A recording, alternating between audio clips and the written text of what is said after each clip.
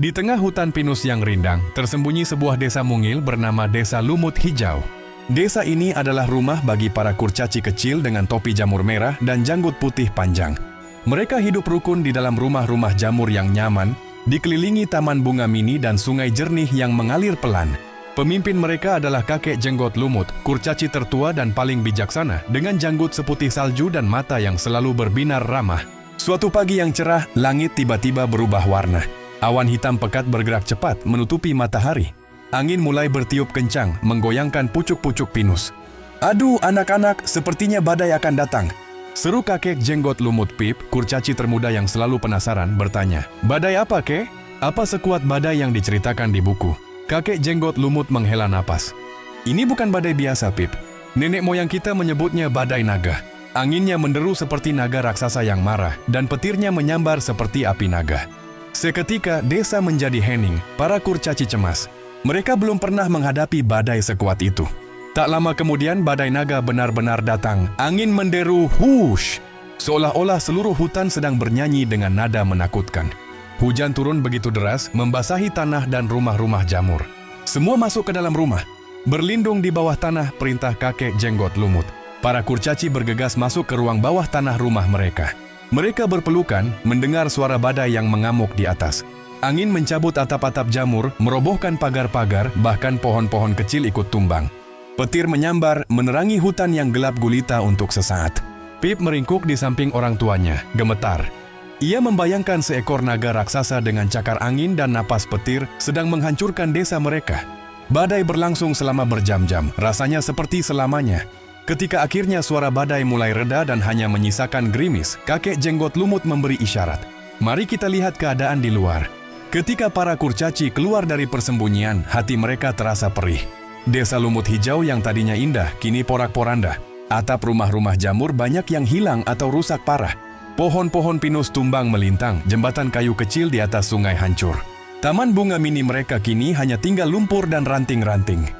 Pip melihat rumahnya, atap jamurnya terlepas dan tergeletak jauh di belakang. "Rumah kita rusak, ayah," isaknya. Kakek jenggot lumut memandang sekeliling, lalu dengan suara tenang berkata, "Badai memang kuat, tapi semangat kurcaci lebih kuat. Kita akan perbaiki ini bersama." Mendengar kata-kata kakek jenggot lumut, para kurcaci mulai saling pandang dan seutas harapan menyala di mata mereka. "Betul, kita punya kayu-kayu dari pohon yang tumbang," seru kurcaci tukang kayu. "Kita punya tanah liat dan lumut baru untuk atap." Tambah kurcaci penjaga taman. Seketika seluruh desa mulai bergerak. Tukang kayu dan teman-temannya menggergaji batang pohon tumbang menjadi balok-balok kayu baru.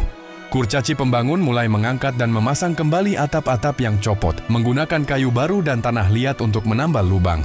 Kurcaci wanita dan anak-anak seperti Pip sibuk membersihkan ranting-ranting dan dedaunan yang berserakan, memunguti bunga-bunga yang masih bisa diselamatkan.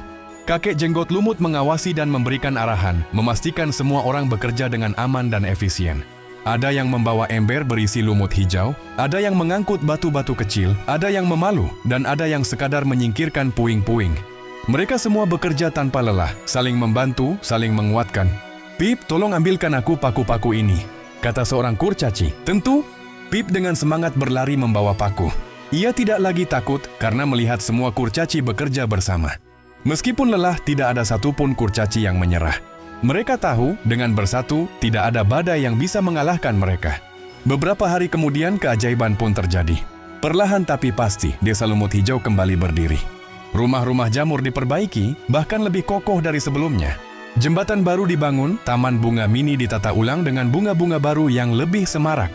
Meskipun ada bekas-bekas badai yang masih terlihat, seperti patahan cabang pohon di kejauhan, desa itu kini memancarkan aura kebersamaan dan kekuatan. Para kurcaci berkumpul di lapangan desa, menatap hasil kerja keras mereka. "Kita berhasil," seru Pip dengan bangga. Kakek jenggot lumut tersenyum hangat, para kurcaci bersorak gembira. Mereka telah belajar bahwa bahkan setelah kehancuran yang paling parah, dengan semangat kebersamaan, mereka bisa membangun kembali segala sesuatu, menjadi lebih baik dan lebih kuat dari sebelumnya. Dan desa mereka, Desa Lumut Hijau, akan selalu menjadi bukti kekuatan persahabatan dan gotong royong.